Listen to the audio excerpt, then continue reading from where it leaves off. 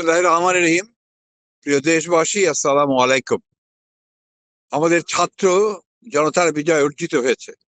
এখন সবচেয়ে বড় প্রয়োজন যেটা আছে হচ্ছে ধৈর্য ধরে শান্ত হয়ে আমাদের সামনের দিকে এগিয়ে যাওয়া। আপনারা জানেন আমাদের দেশপ্রেমিক সেনাবাহিনী তারা ক্ষমতা অনেকটা গ্রহণ করেছেন এবং তারা অবিলম্বে রাষ্ট্রপতির সঙ্গে দেখা করে তারা ভবিষ্যৎ কর্মসূচি প্রদান করবেন, কি করা যাবে সেটা তারা ডিসাইড করবেন।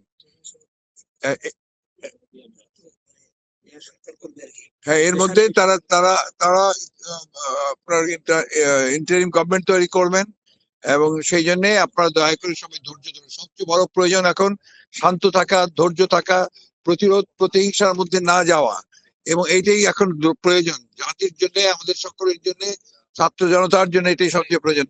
শৃঙ্খলার মধ্যে রাখা, শৃঙ্খলার মধ্যে রেখে দেওয়া, এটাই হচ্ছে সবচেয়ে বড় প্রয়োজন।